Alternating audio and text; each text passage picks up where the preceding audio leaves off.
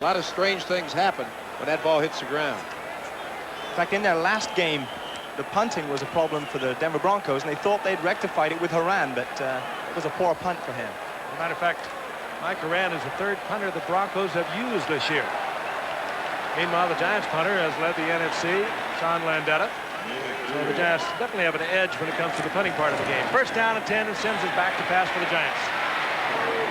Underneath, and it goes to Joe Morris, and he's taken right at the line of scrimmage, hit there by Ricky Hundley, the inside linebacker of the Broncos. Hundley, who took over as a starter a year ago, has developed into one of the fine inside linebackers in the NFL today.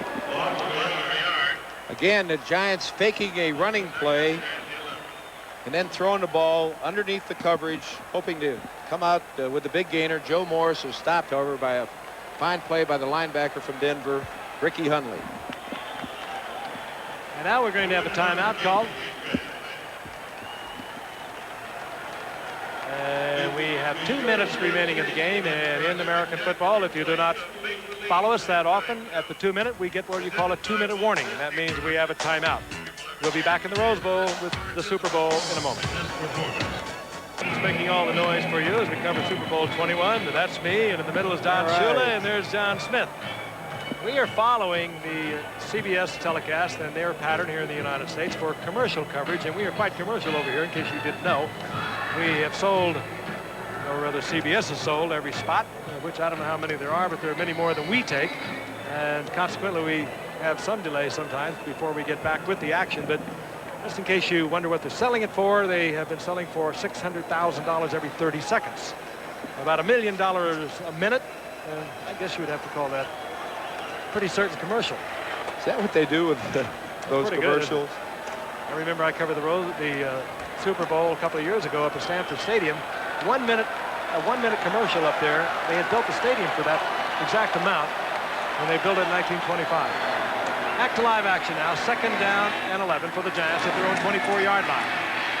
Bill Sims again dumps it off underneath, and it goes to Maurice Carthen, and Carthen is out to the 30-yard line, short of a first down. It'll be 3rd down and 5. You're going to see the Giants go without a huddle now. No, they are going to huddle up.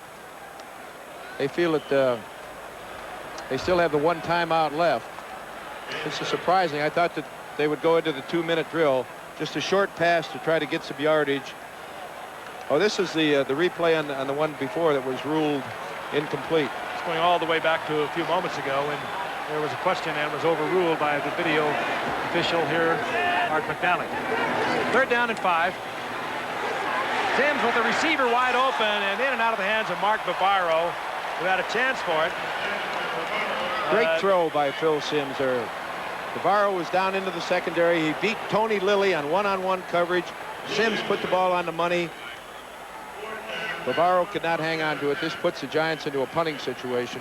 You won't see that very often. He has very good hands, Bavaro. Landeta comes on to do the punting for the Giants. As I mentioned earlier, the leader in the NFC, averaging almost 45 yards this past season. Gerald Wilhite is back for the Broncos. With a lot of respect for Landeta, he is back at his own 25-yard line. Landeta puts it down at about the 27, and Wilhite brings it back out over the 35-yard line to the 32-yard line. Good return. Husson is down there on the coverage, and now the Broncos, with 2 timeouts remaining, have 1 minute and 5 seconds. May want to understand that that was a right return, and these teams usually have 2 or 3 returns they're going to run on a punt return. Same thing on kickoff returns. They are designated design plays. It's just not a free run for that receiver. So the Broncos can be a little wild up here when you were down deep in your own territories. The Giants, I think, felt they were a short while ago. They were a little conservative, not stopping the clock or not running with their 2-minute offense. That means the offense without a huddle. Broncos have good field position. They can be a little looser on it. Giants have taken a timeout. Why do you suppose they would do that at this point, Don? I don't understand that. I say they have an injured player down. Well, the timeout for the injured player is not a charged timeout. They're looking at Perry Williams, number 23. He evidently was hurt on the coverage of the punt. And when the injured player is hurt in the 2 minutes, it is a charged timeout. When it's outside the 2 minutes, it's not a charged timeout. So we are down to within 105 remaining in the first half. Then it will be charged to the Giants, and that will be their final timeout. No, they have not taken it away. They have one more, and they actually indicate on the scoreboard that they have two, but they indeed have one. Let's take a look at the play a moment ago in which Perry Williams was injured. He's number 23, and it looks like he just caught a heel. No, here he is. He is getting blocked just on the right side of your screen, and he was really hit by Orson Mobley, the tight end.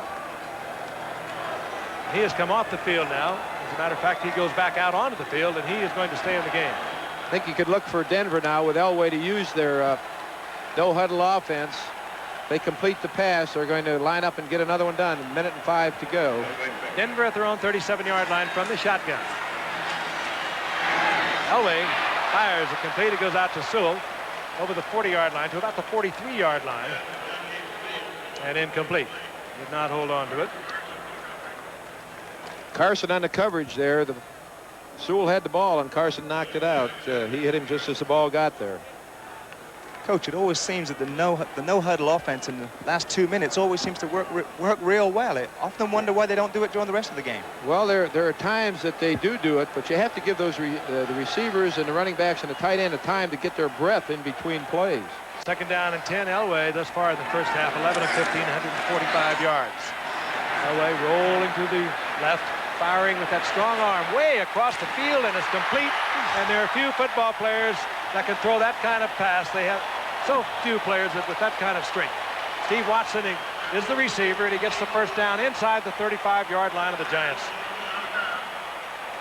Burt put the pressure on.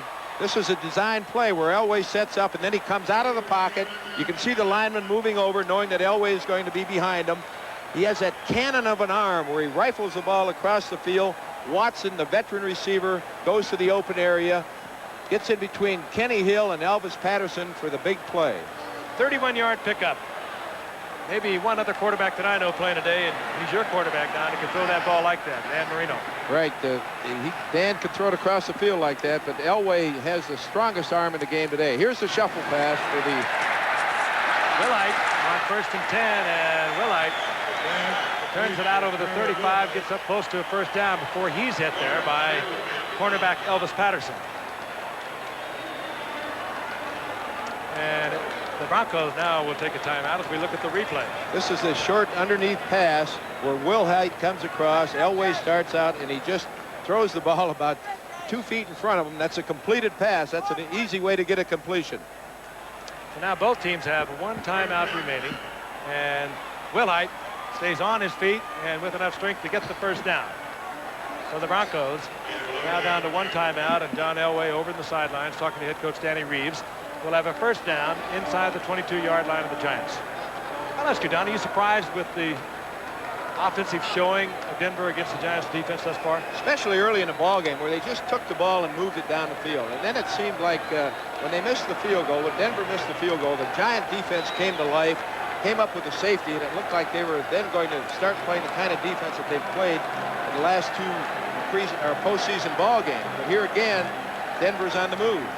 John Smith. Well, I think the Giants have always been suspect in their secondary. They've had such a good linebacking core to put pressure on the quarterback. And if they have a weakness, it's in their coverage by their defensive backs. So I think Elway's really exposed that. What you really need to do is protect your passer, and it's relatively easy to protect the John Elway because he usually gets away from one man if you slip one man by them, and often two men. In any event, Broncos first down and 10 at the 22-yard line of the Giants. Elway finds the receiver. He's open. Completes it to Steve Sewell, who works out of that backfield. Don was talking about Sewell early in the ball game. Now they're saying this was incomplete, that Sewell had trapped him. It's the same thing that happened to Sewell before, where he got in between these zones, and the ball gets there, he gets hit, and he can't hang on to the football when the defensive linebacker and the corner man make contact. And they're going to look at this again in replay. Here's Elway throwing it out, and you'll see Sewell in between, Carson coming from the inside, Elvis Patterson from the outside, converging And he just never had control of the ball. He tried to trap it with his knees, but it bounced off the turf. And once again, we are taking another video replay look.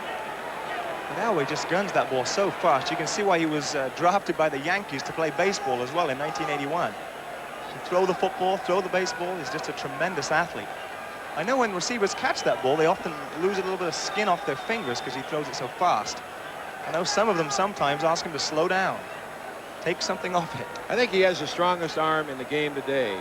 Terry Bradshaw, when he was playing for the Pittsburgh Steelers, I thought had a cannon for an arm, a great, great gun, and now it's Elway. Review. The call stands. Second down. And once again, the officials were right. They called it incomplete. They looked at it on the video replay, and Art McNally, high up above in the press box, has determined the call at the field was right. So it'll be 2nd down and 10 back at the line of scrimmage, that being the 22-yard line. 34 seconds remaining. The Broncos leading 10-9 and threatening to put more points on the board. Elway back again. Got somebody deep in the end zone. It was Vance Johnson, but Elway under tremendous pressure, unable to get it to him. A flag is down at the line of scrimmage, a penalty flag. George Martin was pressuring John Elway. Lawrence Taylor coming from the other side, George Martin coming. Elway had to move around, and I take a look at it again. The offsides against the middle of the Giants defensive line. There's the pressure by Lawrence Taylor and George Martin, and Elway tries to get the completion, but it did not matter at all as the Giants were offside. The down will be replayed because following the penalty, the down remains the same. It'll be 2nd down and 5. The ball at the 17-yard line of the Giants. 28 seconds remaining in the half. Shotgun once again for Denver. 2nd and 5, and Elway fires a shot. Incomplete. Intended for Wilhite. And that will bring up 3rd down and 5. Frank, that was a rifle of a throw. You would have had trouble hanging that one out of that one in your heyday, I think.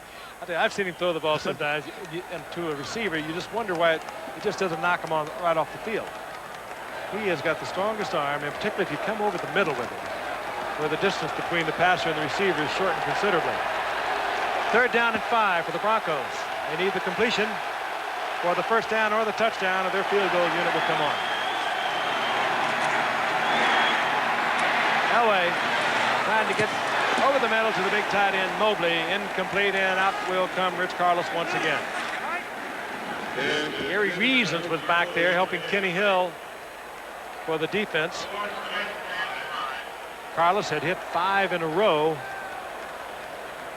in the first 2 postseason games for the Broncos. He hit a 48-yarder, and then he missed from in close. There's the replay. Reasons back there working with Kenny Hill and against Mobley. Great coverage by the Giants secondary. 34-yard attempt by Rich Carlos. Kickers have to make these. These are bread and butter kicks. Carlos again misses from in close. Twice now Carlos has missed.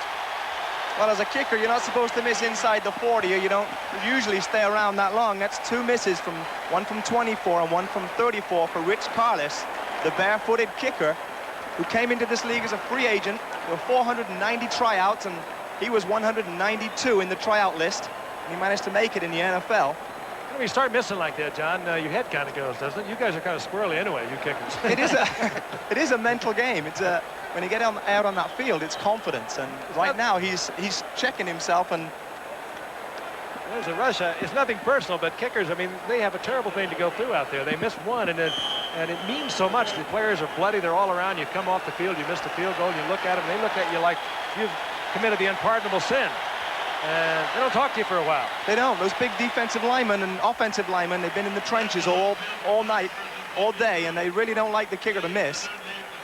But it's part of the game. You're gonna make some and you're gonna miss some. And he was 5 in a row, and now he's missed 2 in a row. Maybe he'll make the next 2. A surprising